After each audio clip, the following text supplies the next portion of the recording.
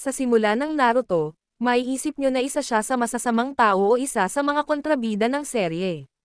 Pinatay niya ang kanyang angkan. Ngunit mayroong isang tao na hindi niya pinatay, ang kanyang kapatid na si Sasuke.